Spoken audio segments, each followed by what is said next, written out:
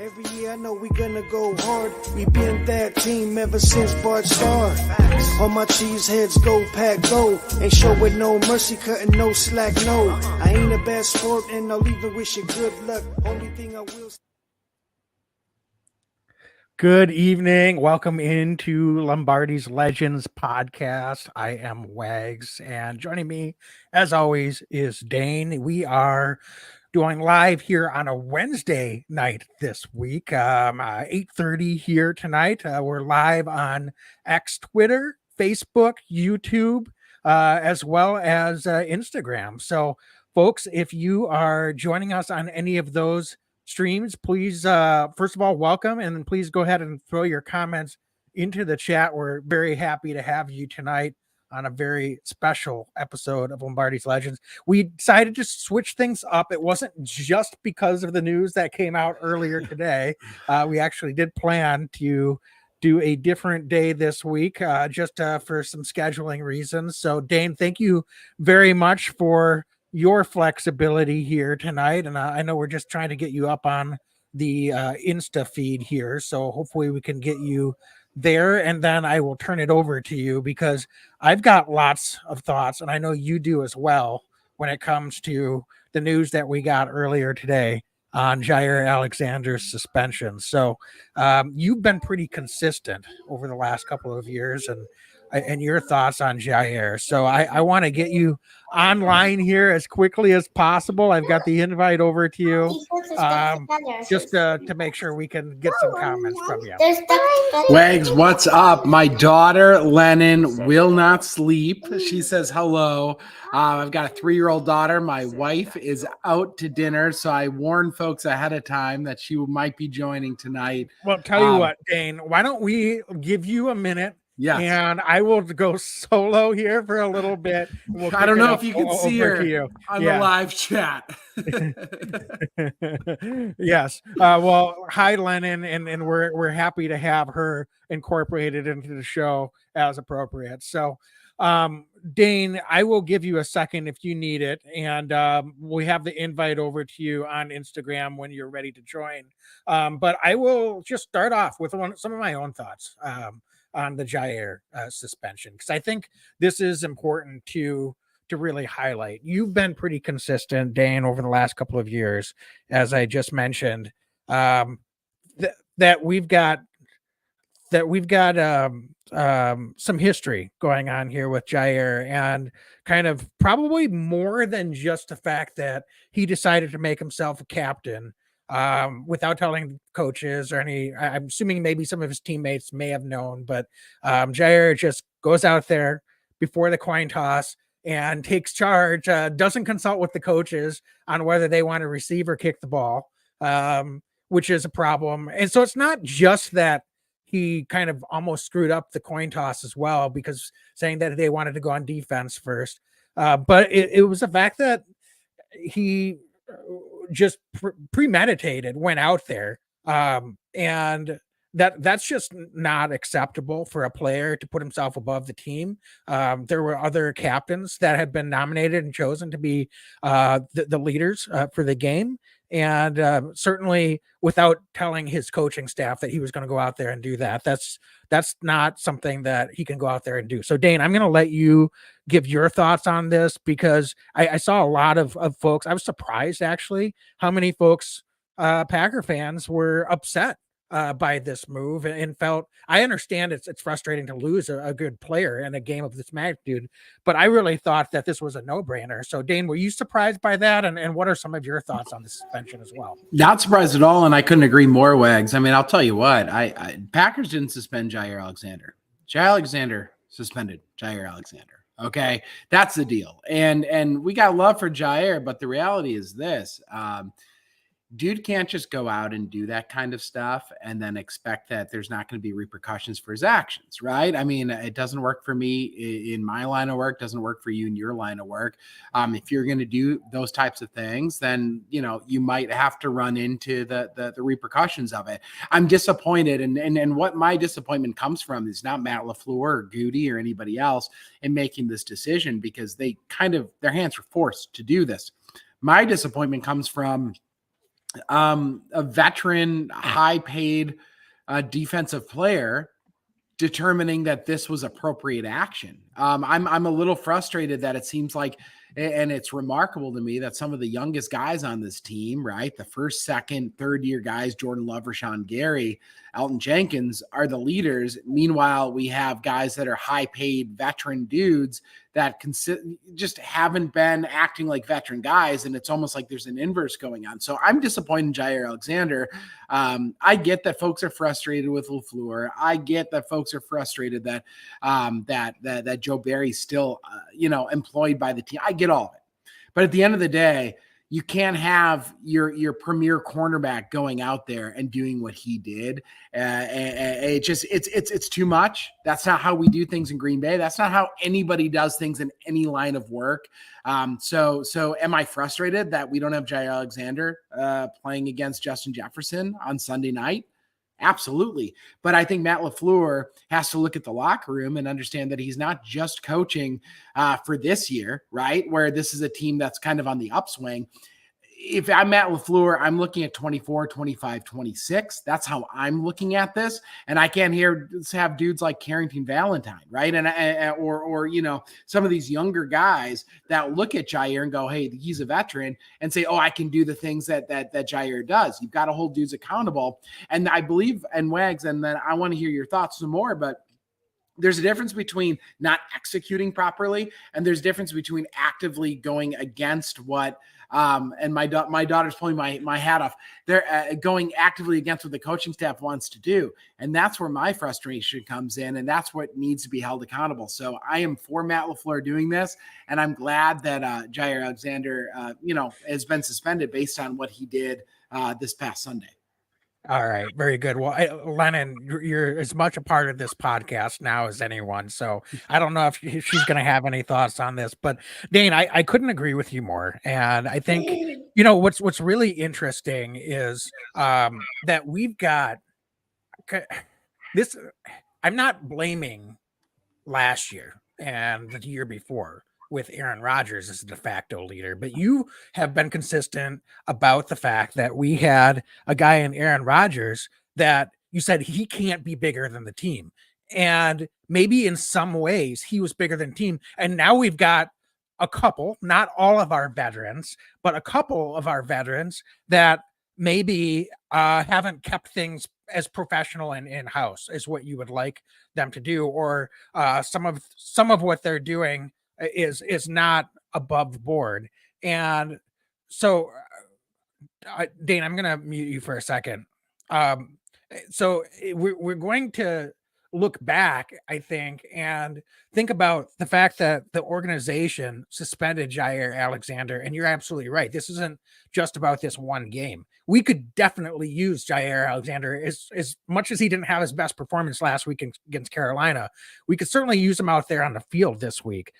But if you have now some veterans that maybe they're taking a little bit of a cue from what the locker room was like under Aaron Rodgers as the best player, and they're starting to act out a little bit because they think that's the way to get things done in Green Bay without an owner. And it's not how things are done. And so they need to reset those expectations, recalibrate, and all of these young players that are on this roster right now, I think are getting a dose of reality to say, it doesn't matter what your status is. It doesn't matter how good of a player you are. It doesn't matter what you've done, how high paid you are.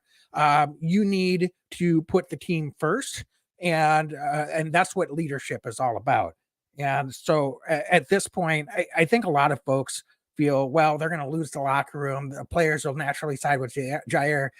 I'd be surprised, honestly, even those that are really close to Jaire, if more than a couple of players are against this decision. I actually think most players get it and are probably going to say, yeah, that was dumb. You shouldn't have done that.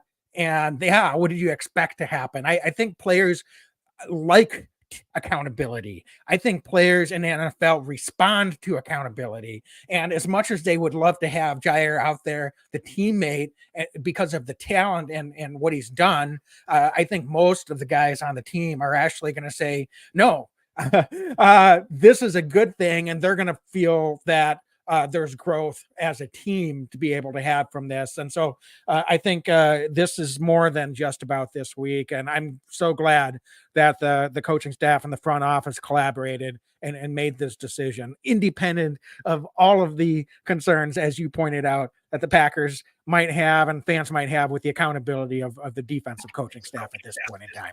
Spot on, Wags. And, yes, it's a youthful team, but the reality is this: these dudes have been playing ball for their whole life, right? These guys have been playing since fourth grade, most of them. And frankly, I'll just put it, Jaire acted like a middle schooler, right? Doing that kind of crap. That's not the kind of stuff that should really be happening, I think, at the National Football League level. So I couldn't agree more. I think that dudes are just going to respond better to LaFleur. They understand that that's not how this league works. Yeah, for sure. And Dane, I'm highlighting a comment here from Wayne in our Facebook chat. He says, I saw the whole scenario of Jaire Alexander's suspension, and I got to tell you, I can't find words of how disappointed I am with him. Yeah, Wayne, I think that's a pretty common sentiment from a lot of Packer fans. I will say, as I said earlier, I was a little bit surprised how many comments, and maybe it's just from younger fans, I don't know, Packer fans saying, this is ridiculous. I can't believe they suspended him for this game. Just give him a fine. It's no big deal. But I'll tell you what, it's more than just the action in a vacuum. You've got to look at what the intent was and how that's undercutting the rest of the players, the coaching staff, and the organization as a whole. And I think there is more to what's been going on here. And that might have just been a culmination of events that we had with Jaire Alexander. We've been saying for a couple months now that there seems to be some smoke here with him. So we can't speculate on that, but Coach LaFleur almost kind of tacitly acknowledged that there was more to this than just the fact that he went out there and did what he did on Sunday. So I think that's the first acknowledgement we've had from anyone in the organization that Jaire seems to be, if nothing else, not on the same page with some folks behind the scenes.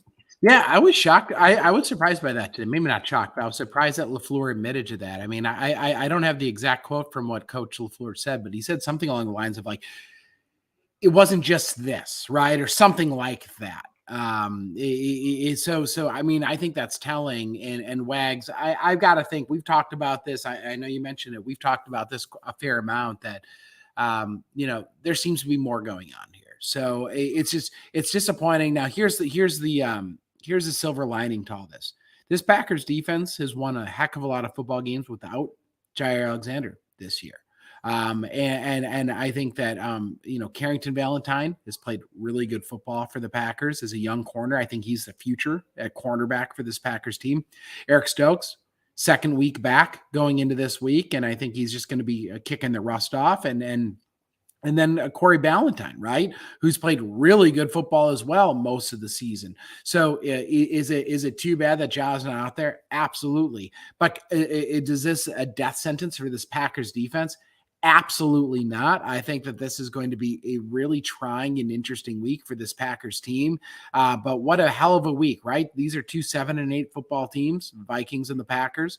Packers heading down to Minnesota, or up to Minnesota on Sunday night on New Year's Eve. And I'll tell you what, game on, as far as I'm concerned. I wish Ja was out there, but he chose not to be here. As far as I'm concerned, I stand with this coaching staff. And now it's let's go win a couple of games and make the playoffs and see what this Packers team's made of, because this is a young team. It's a talented team, and I want to see what they can do come Sunday night without Jaire Alexander. Maybe, push their nose at the national media right now and surprise an awful lot of people with a win. Yeah, we're getting some comments here on our Instagram chat. I love the way Valentine has been playing. And that's another follow-up comment that we'd be a lot better if we did just fire Joe Barry. Maybe that would have been the shot in the arm. That's a different conversation than the one we're having about Jaire Alexander. But the fact is that Jaire, I'm forgetting who made the comment at Packers reporters today. So I wish I could give them credit, but it's a really good one. Jaire suspension, that's not a performance issue. That was a off field, and Yes. technically I know it happened on field, but you get the point. That was not he didn't play well and we're suspending him, which is basically what we're talking about with Joe Barry or any member of the coaching staff. If they don't perform well in their duties and they have a bad game, that's not something that is necessarily going to instantly cause accountability. Although with Joe Barry, I think we're all there, that there's been enough that's happened that we're ready to have accountability there. But it is a different situation, and with the players, you've got to keep that in line, and certainly the accountability was badly needed. So with that, Dane, why don't we go into the injury report and talk about some of the impacts that we might see with this week's game.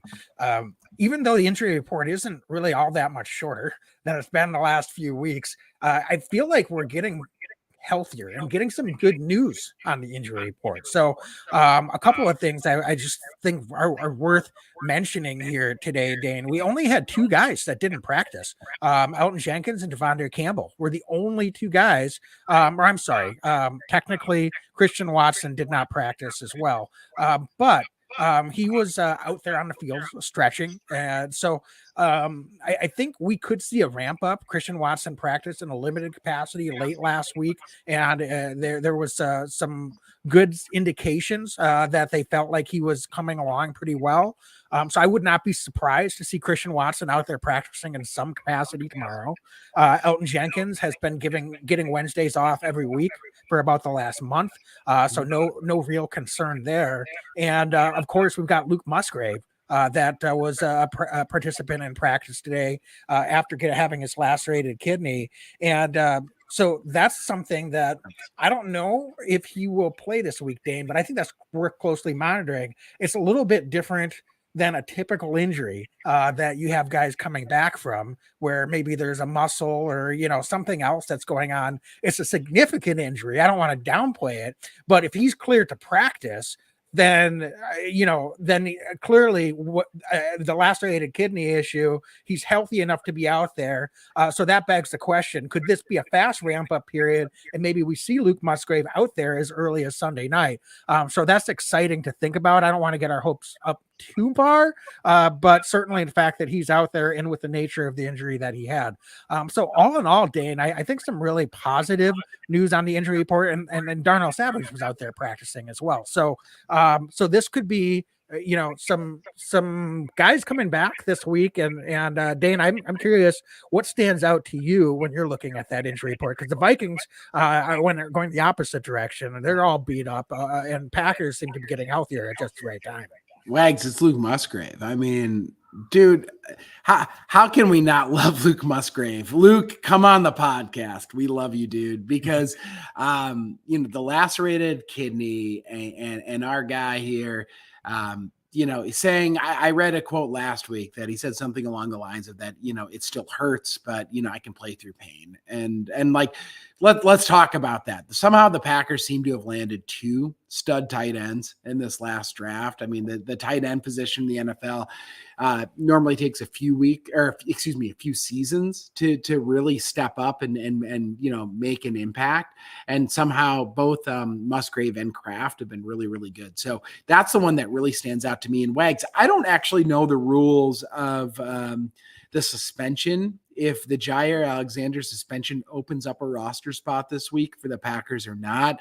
But that's really what I was looking at, because I know it's Musgrave, it's Tenuta, and forgive me, I forget who the third dude is that's been on the IR. Oh, Emmanuel Wilson.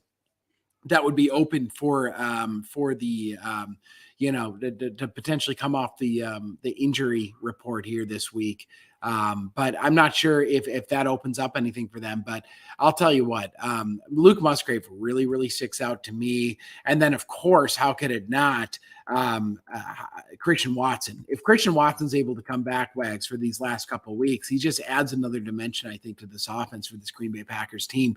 He was really, really blowing up before the injury, and it'd just be really exciting to see if Christian Watson could get back before the end of the season. And you said it. So, the Packers seem to be trending the right way from the injury report perspective. And then I look at this Minnesota Vikings injury report, and I just, there's a number of dudes there on their side of things that seem banged up, and no bigger name that I can think of than Jordan Addison, the wide receiver who's been an absolute stud for them, rookie wide receiver, and did not practice this week. And Wags, what do you make of that injury? Because Jefferson obviously is back, and he is suspect number one for this Packers defense. But TJ Hawkinson already on the IR with a MCL and ACL injury. So he's done for the season after last week, which is a huge blow as far as I'm concerned to this Minnesota Vikings offense. But now if Addison also for some reason is unable to go, I do think it truly limits what this Vikings offense can do. Yeah, exactly. I completely agree. And I was just looking up, Dane. I don't know if this is 100% true, but it looks like players that are suspended don't count on the roster limit. Okay. But that might be semantic, so I'm sure we'll find out here in the next couple of days whether that. But it's officially putting Jaire on the reserve suspended list. It makes me think that would open up a 53-man roster spot just for this week. So that is definitely something worth keeping an eye on as well. So Dane, let's talk about the impact the Vikings injuries, because they announced that TJ Hawkinson, as you just said, is out for the season. Pretty significant injury with torn ACL. And then they've got some other guys that are pretty beat up. Jordan Addison got hurt, was not able to return to the game last week with an ankle injury, and he did not practice today. And certainly, they've got some other folks that are listed here as potential folks to keep an eye on as well, particularly in the secondary. They're real beat up. They've got some injuries, they've got some illnesses, so that might just be a Wednesday thing, but will be something that we'll have to continue to monitor, because not only could we be getting healthier with a potential return of Luke Musgrave this week, it looks like Jaden Reed probably will play. He's already out there practicing today. Dontavian Wicks, after leaving early on Sunday, was able to practice today. So doesn't guarantee that they'll be healthy and ready to go Sunday night. But I got to tell you, a young player comes back out and practices on Wednesday usually means they're going to be available by Sunday night. So I think that's real encouraging there. And then even if we don't get Christian Watson back this week, that's going to be a much, much healthier receiving core at both wide receiver and tight end, potentially, for Jordan Love this week against a beat up Viking secondary. So that could be just what the doctor ordered. I know we're not rooting for injuries of our opposing team, but the fact of the matter is the Packers are in a do or die situation, and that's just what happens. That's life in the NFL. We've had our share of injuries, and if the Vikings are a little bit beat up and we're getting a little bit healthier, that's an advantage for the Packers this week. Definitely something to monitor and keep an eye on. Wags, so we talk about injury. Maybe the biggest injury to this Vikings team, it was one that happened a few weeks ago, and that's with the quarterback, with Kirk Cousins no longer being able to go this season with the torn Achilles. So since the Kirk Cousins injury, we've seen a revolving door from them. It's been Joshua Dobbs, who they traded with Arizona for. It's been Nick Mullins. They had Jaron Call. This week, the head coach of the Minnesota Vikings said, any one of those three could potentially go. To me, that's what I'm circling is, who is the quarterback this week? Does it matter? So A, who's the quarterback? B, does it matter who the quarterback is? And see how is this Packers defense that's had some really tough struggles against some pretty poor quarterback play this season. How are they going to be able to compete against whoever the quarterback is? So I got to ask you right off the bat, Who do you think the quarterback is? B, doesn't matter. C, how does Joe Barry attack whoever the heck this quarterback group is? Yeah, I don't mean, Dane, to be glib about it, but it really doesn't matter. We played three, honestly, 3 below to well below quarterbacks the last 3 weeks, and we've just been lit up. So it's really more about the Packers and what they're doing on defense to try to disrupt or figure out what the heck they've been doing wrong. And it starts with getting pressure, which I thought that they did a better job of overall, although the second half they didn't get nearly as much pressure as I would have liked to see it on Bryce Young. They've been trying to change up some of their coverages to a certain extent. I don't know if last week was the right time to do that. I get that you had Eric Stokes and Jaire Alexander back out there. So the temptation is, well, with those guys, you should be able to play more man coverage. But neither of them, I don't think, looked fully 100% is a kind way of putting it quite yet. I'm hopeful, as you said earlier, that Eric Stokes now with 2 games in the books in his return can really hit his normal stride here this week, because we could sure use him to be playing at that level that he had played at previously before all his injuries the last season or so. So, but Dane, I will say this. What the Vikings are going to try to do is, I think, pretty similar to what opposing teams have been doing that we've seen really the last month. And that's going to be attack the short middle of the field. They've been getting just completely exposed at that second level. And whether they're in zone, whether they're in man coverage, the crossing routes have become a huge problem again for the Packers. So it's just basic coverage, communication, and drops have been a real problem. So I'm not sure if Devondre Campbell will be back this week. I don't think that really matters too much. The fact of the matter is that this Packer second, the coverage unit, both the linebackers and defensive back groups, need to really get on the same page. Now, TJ Hawkinson not being in the equation might matter, but at the same time, if they don't figure out a way to be able to cover up guys, I don't care who's out there, they're getting open in the soft spots of this defense. That's going to make, no matter who starts at quarterback, look better than they should. So they're going to have to, they've had no answers. I don't have a high degree of confidence, Dane, that this will be the week that the Packers defensive coaching staff figures out what those answers are. But I'm hopeful. I'm still going to remain hopeful. That's not going to change my stance on what I think they need to do with Joe Barry after this season, whenever that season does come to an end.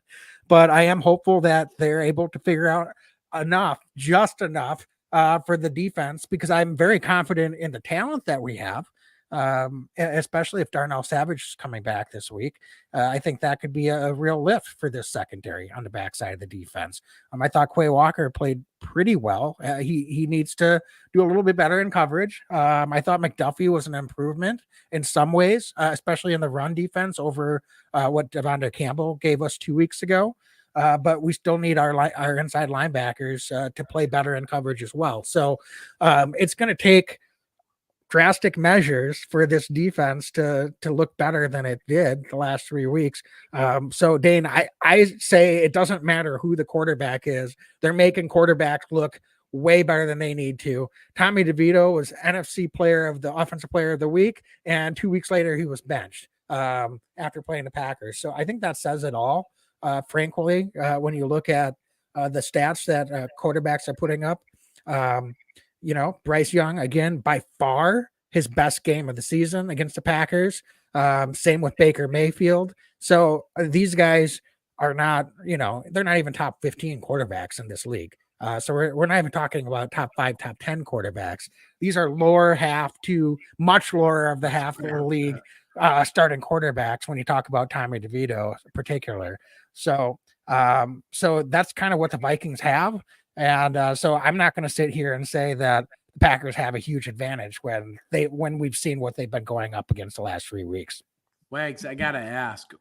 Number one, do you think that Isaiah McDuffie should be starting over Devondre Campbell? I'll just put my name on it. I think he should be. I think that he's been better than Campbell over the last season or so. So not only this year, but kind of near the tail end of last year. So I want to hear your thoughts on that because I just think the defense looks more aggressive and more sure. For lack of a better term, when Isaiah McDuffie's been out there, and then B, were you surprised that I'm trying to think that Rudy Ford who was healthy and was unable to go or didn't go this last week, and that Anthony Johnson Jr. Got the start, number 36 at safety, the undrafted rookie, next to Jonathan Owens with Savage injured. Were you surprised by that, or do you get what they're doing? Because I thought that Johnson Jr. had a bit of a struggle this past week there, so I'm just kind of curious your take there. To answer your second question, I was a little bit surprised, but Johnson has started a couple of games this year before that, due to some of the injuries. Yeah, it wasn't his best game, but I thought he was fine. I'm not sure that we ever really got an answer on what factored that decision, and why it was that he was the one starting. But perhaps we'll see this week if Savage is able to go, if that's something that continues. But if Savage is able to go, I expect it to be him and Jonathan Owens starting at safety this week. So we'll certainly see if that bears out. As far as the answer to your first question, I honestly, I guess I would say McDuffie, but here's the thing. I'm not really sure what's going on with Devondre Campbell when it comes to a health or an injury standpoint. He's been dinged up all season as well, so it's similar in some ways to what we were dealing with Jaire Alexander on an injury or a health standpoint. Now, Devondre, obviously, we talked a little bit about him last week, and how he was one of the he was the precursor to the Jaire issue. Now, he didn't get suspended, and nor did I think he should have been, just for his comments on Twitter. But that's another example of veteran, and we said he's got to keep that in house and got to know better. Well, Devondre speaks out and says that he was hurt and he was frustrated. Clearly, met with Coach LaFleur, had a discussion about that. He didn't practice last week, didn't play. Isn't out there practicing again earlier today. So it's a moot point if he's hurt and he's not going to go out there and play. But I'm also not sure how to interpret that. Is that this is just a guy that is mailing it in and he doesn't want to play, he's a little dinged up? Or is there more going on with that? And I don't mean to question a guy if he's hurt, but he did go out there and play. So he was cleared and healthy enough to play, but then he's making that the reason why he didn't play as well as he should. So I don't know. I just don't think you can have it both ways. And everybody's a little bit dinged up at this point in the season in the NFL. And so that's a tough one for me because it's really very individual. You don't know what's going on with a player's body. Everyone's going to be a little bit different. It's a matter of degrees. But I will say this: a fully healthy Devondre Campbell is probably still a better player than Isaiah McDuffie is.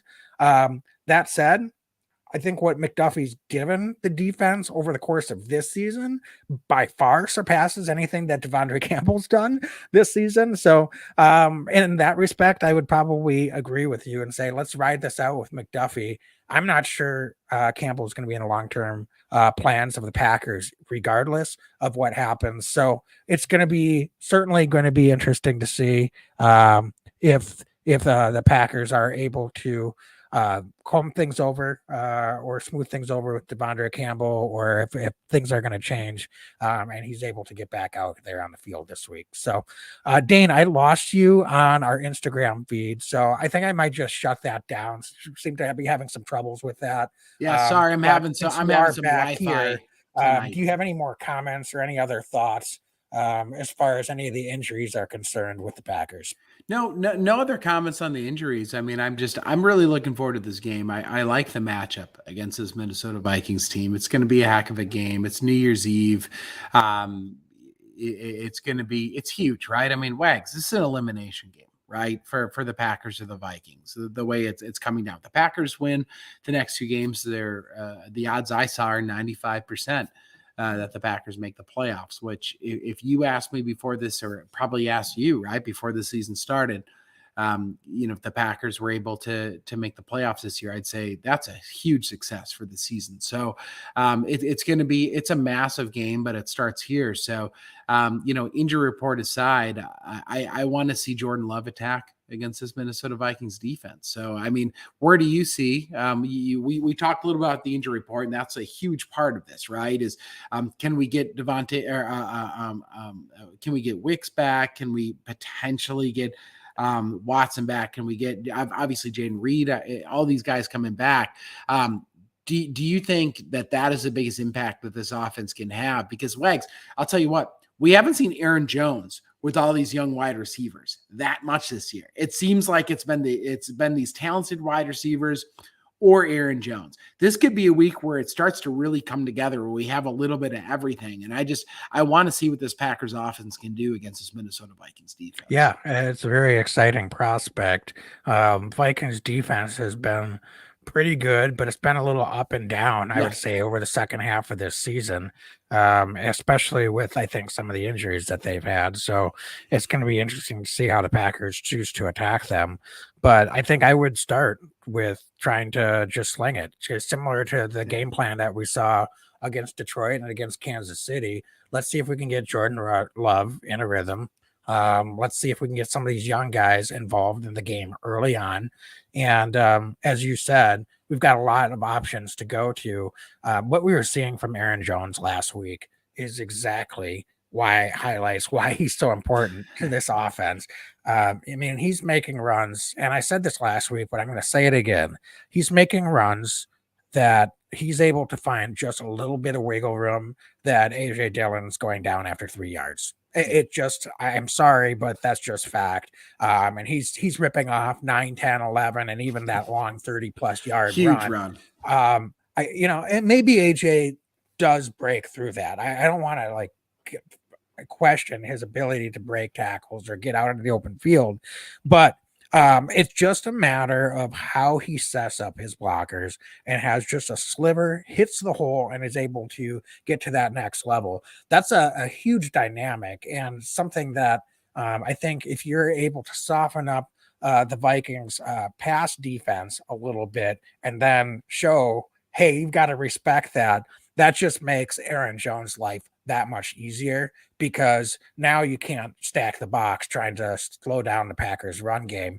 And oh, by the way, if Musgrave is able to go, I know you mentioned that we haven't necessarily had Aaron Jones and healthy wide receivers. We haven't really had healthy young tight ends with any of those. And for that matter, I'm not sure that you could say that we've had Musgrave and Kraft playing really well together, because Kraft has come along slowly, but the silver lining of Musgrave's injury is that he was thrust into a larger role, and he's really come on a ton in the last 4 to 6 weeks. It's not that he had no role in the offense before Musgrave got hurt, but clearly, so I'm excited to see if Musgrave is able to go this week, how are those two able to complement each other, given how well Tucker Kraft's been playing, and we know what Luke Musgrave can do. So lots of puzzle pieces to fit together, but that's a good problem to have.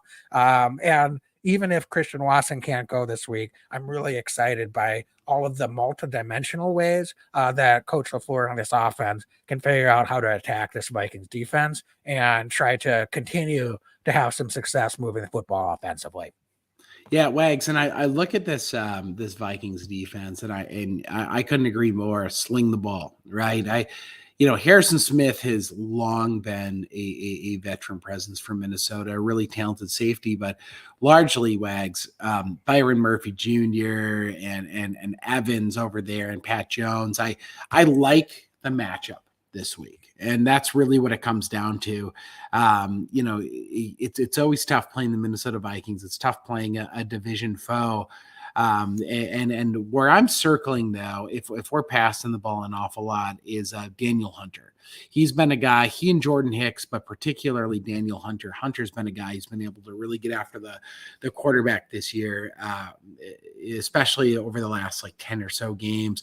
So I'm circling our tackles. Zach Tomwags has been really, really good at right tackle for the Packers, but also Rasheed Walker has come on over the last, I'd say 5 or 6 weeks and played some really good football. It's been really impressive to see. So I'd love to see this Packers offensive line continue to hold up against these pass rushers. But even if they're not able to entirely, it comes back to Jordan Love. Jordan Love has proven, I think, time and again this year with this Packers team that he can win football games for the Packers. And for some reason, Wags, some guys just have that it late in the game. And Jordan Love seems to, I don't want to speak too soon. It's early in his career, but he has been able to put together some really impressive drives at critical junctures in games. He's a guy who's just kind of got that steady hand. So going into the fourth quarter this week, right? I hope it's not that close, but what I will say is I have a lot of trust in Jordan Love, and dare I say, I hope Matt LaFleur continues to put the ball in Jordan's hands. I want to see him be able to try to win games with that ball in his hands. But I couldn't agree more. Looking at the matchups this week, I want to see these Packers receivers be able to get in space, these tight ends push up the field. I'm circling that tight end group, but particularly Tucker Kraft this week against Minnesota. I just don't think that they have the matchups to really be able to hang with a talented tight end.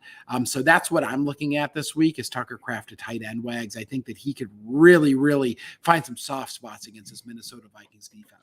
Yeah, and what's interesting is obviously we talked a lot early in the season about Christian Watson and the vertical threat not really getting on target. And the way that Jordan Love has gotten going, they really still don't have a vertical component to this offense yet. Certainly they've, Dontavian Wicks is someone that stretches the field to a degree at times, but it's been stretching it with more that intermediate to long intermediate routes where you're looking in that 15 to 20 yard range and then yards after catch where they've been doing most of the damage. And that's a really important component to any offense being successful when you're passing the football. Probably maybe the most important component because those are higher percentage throws, but you're not just throwing everything underneath or checking down all the time. But the other part of that is you going back full circle to talking about Aaron Jones is as we talk about starting with the pass and really trying to get Jordan in the rhythm. I think we saw Aaron Jones has had last week had a drop that he should have caught. He's had a couple of those this season, but I think he is someone that can be so dynamic, as we know, not only as a runner, but as a pass receiver.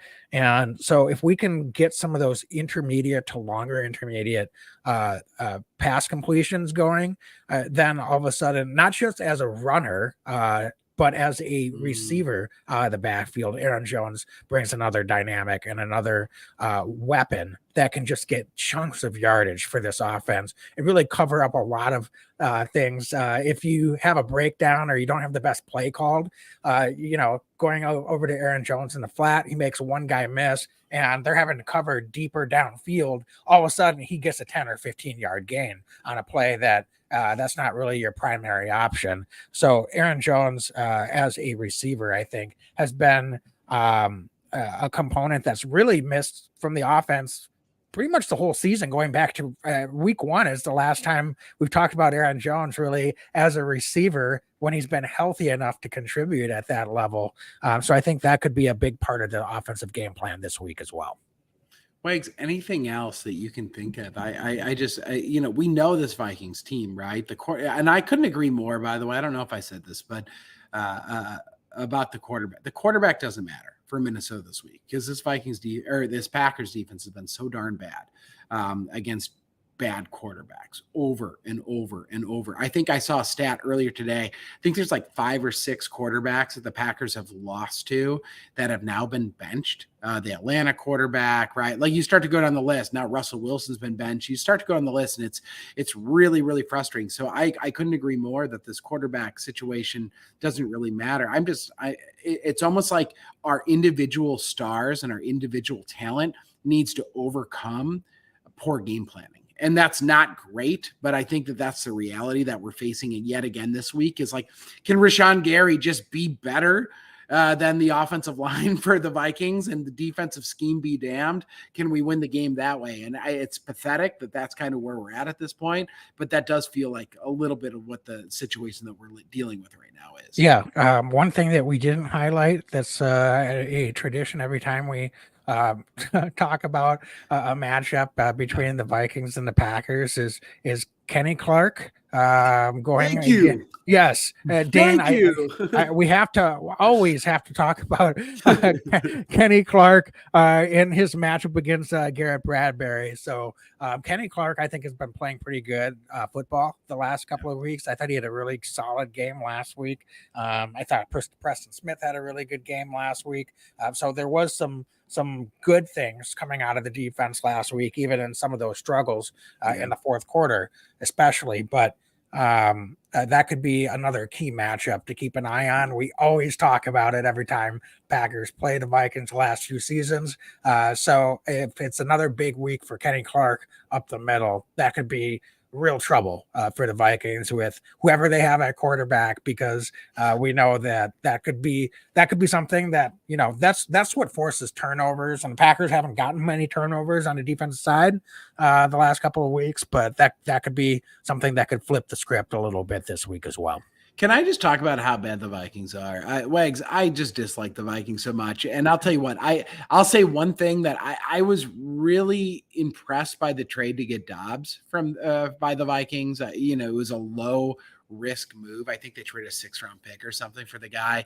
But it's so classic Minnesota, right? This is a Vikings team that they trade for this young dude who's looked really good for a few weeks, doesn't know the playbook, right? Dude just like shows up, plays some good games, and then has some tough games, and the Vikings just start pulling the plug on. It's such classic Minnesota. If I had to choose, I don't want to face Dobbs because I think he actually could be a good quarterback in this league, or at least, a guy who can win some football games. But it's just classic Minnesota. So bring it on if it's Mullins or the other. I don't know. What's the other guy's name? The other guy. That's what I'm calling him this week. I just bring it on, but I hope the Packers bring pressure and try to hit the quarterback. Yeah. Well, it's again, I don't think it's going to matter who the quarterback is. Packers just have to play better, right? Regardless, communicate, right? Determine what's going on out there. I agree. Yeah. All right, Dane. I think it's time. Let's get to our Leap Vodka X Factors of the week, score predictions of the week. So, folks, if you're still with us here, go ahead and throw those predictions in the chat. We'll highlight some of them before we close out here. But Leap Vodka is our sponsor with X Factors every week. We're so proud to be sponsored by them. And of course, we just celebrated Leroy Butler's 30th anniversary of the Lambeau Leap this past week. So I think that's really worth highlighting. And folks, if you want to celebrate the Lambeau Leap this week, what better way to do it than with Leap Vodka as part of your New Year's Eve Sunday night football celebration. So enjoy Leap Vodka all day Sunday. Just make sure you can make it all the way to Sunday night and maybe a little bit after New Year's to in your celebration. So Dane, I'm going to let you kick it off this week. Who do you have as your offensive X factor this week for the Packers? Yeah, I'm going to go with Dontavian Wicks, wide receiver, coming back, I think, out of injury. Dude's been just battling through injuries all year long, it seems like. But some guys I feel like with an injury don't perform well. Wicks just shows up, right? So he's going to be the guy this week. I really like the matchup against this Minnesota Vikings defense, Wags. I think that Jordan Love's going to need to, stretch the field a little bit. He's going to need a guy who can move the chains. And, Dontavian Wicks, move the sticks. Wicks is going to be our guy this week, or maybe, another 6 for Wicks, whatever we want to say it. But Wicks is our guy. I think that he's been phenomenal this year. I think that he can be a real ball player in this league. He already is proving that he can be, but this is a huge week, right? Again, win and you're sticking around, lose and you're out. Let's move the chains a ton this week. And Wicks got a touchdown last week. I'd like to see him get another 1 or 2 this week. So Jordan Love and Wicks clearly have some good rapport going on. So Dontavian Wicks is going to be my Leap Vodka X Factor this week, week 17 in Minnesota. Yeah, I think that's a great selection. I am tempted, as always, to go with Jayden Reed, but we're going to switch it up a little bit, and I hope we get Luke Musgrave back this week. But even if we do, I'm going to stick with Tucker Kraft as my X Factor this week. I think if he can continue to make contributions the way that he has been, that takes a lot of pressure off this offense, especially we can – I would assume if Musgrave is back, he will be on a pitch count, and we can utilize him very situationally. So I think Kraft could be someone that could, again, benefit heavily from being part of this offensive game plan. But I think there could be some attention drawn away from him, quite honestly, even though he's put on some tape now the last few weeks. Now it's Aaron Jones is out there. We saw A.J. Dillon was able to come back after missing 1 game last week. And if we've got Wicks and Reed and potentially Watson coming back in the wide receiver core, not to mention, obviously, Romeo Doubs has been doing. We didn't mention kudos to Bo Melton for his performance last week. Yeah, good point. And he was awesome. We've gotten contributions from other guys, certainly Heath and Samari Toure. We're getting a bunch of snaps as well. So that said, I think Kraft, he's just a load to bring down. And I think the Packers have found something. If they can use him in some of the play action, waggle looks, he's one-on-one. There's a lot of times if he's not outrunning the guy that's covering him, he's going to try to run him over. For sure. Apparently, he's going to try to hurdle guys. Over. So either way, he's doling out punishment, and he's able to make some impact plays. So I think that could continue this week against the Vikings. And so for that reason, I've got Tucker Kraft as my offensive X factor. Great selection, man. How could we not love him? When we drafted him, right? He was a dude that was we saw a picture of him smoking a cigar, wearing a cowboy hat in the locker room after a win. We were like, that's our guy. So that's pretty cool to see. Wags defensive. This has been the suspect group all year long. Who you got as your defensive Leap Vodka X Factor this week? Well, it's a guy that I don't even 100% know if he's going to play. And so I'm going to go with Darnell Savage. And I'll tell you what, if he's able to go and this Packer defense looks even a semblance better, that's going to be a real feather in the cap of Darnell Savage because they've been getting decimated. They were able to cover it up earlier this season when Savage missed a few games with injury. And I'm not saying that the fact that Savage wasn't out there is the reason why this Packer defense has struggled, or the fact that Devondre Campbell has been missing and came back when maybe he was still hurt or whatever. There's lots of reasons. All I'm saying is if Darnell Savage is able to play this week and is able to make a positive contribution on this defense, and it helps this defense just hold things together with duct tape or, baling wire or however you want to say it. I'm not expecting the Packers to go out there and pitch a shutout all of a sudden this week. But that said, I think Darnell Savage will look back after this game if the defense does perform better and plays well enough. I think he's going to be a big reason why. So for that reason, I'm going to go with Darnell Savage as an X factor this week. I totally get that. I love that. I'm going to stick with the defensive backfield. I'm going with Carrington Valentine. This is a week where Justin Jefferson's going to be a handful. He always is. So somebody's going to have to be opportunistic. Wags, Valentine's been really good, I think, for this defense. And then he found himself last week kind of getting relegated back to the bench with Ja coming back and Eric Stokes coming back and all of that. But now Ja suspended. We need to call on the young man to ball out. So Carrington Valentine, I want to see him, really, really get in the face and be aggressive and not let somebody like a Justin Jefferson push him around. And if he's not on Jefferson very much, whoever wide receiver 2 is, whether it's Addison or Osborne, whoever it is, we're really going to need to have a big game out of him. So Carrington Valentine, Wags, I would love to see him get an interception this week for this Packers defense, but regardless, he's going to have a big game for this Packers. So he's going to be my Leap Podcast factor this week on defense. Yep, I think that's a great selection. Okay, so Dane, let's wrap this up here. We've got score predictions to get to. We might have a couple more questions and some thoughts that came in the chat if we have time to do that before we wrap up here. But score predictions. It's going to be New Year's Eve, Sunday night prime time.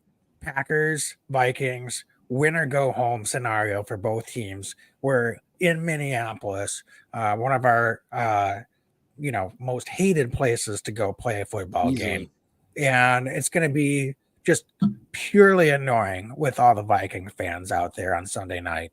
So I ask you, what is the recipe for the Packers to go in and let's make the Vikings drop the ball on New Year's Eve and the Packers go out there and steal a win?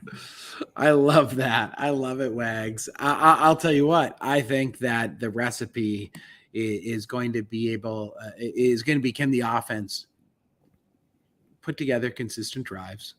Can the offense stay on the field and frankly keep the defense off the field at certain important points in the game? And that's what I think is going to be key. Can Jordan Love ball out on primetime TV? And I'll tell you what, I think he does. I think it's going to be criminally close. It's going to be an extremely close game. I think Jordan Love and the Packer offense are going to put up 24 points. I think the Vikings are going to put up 23 points.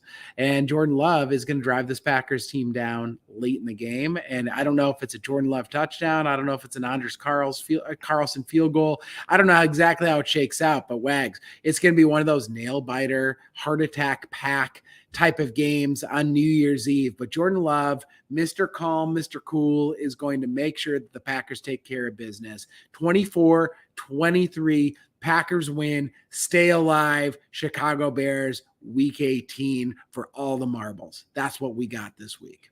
Yeah, wow. Well, I'll tell you what, Dane, I did not expect that the Packers and the Panthers were going to both score 30 points in last week's game. That was one of the last things I would have expected. I wasn't surprised it was a close game, but I thought first to 20 might have the best chance to win that one.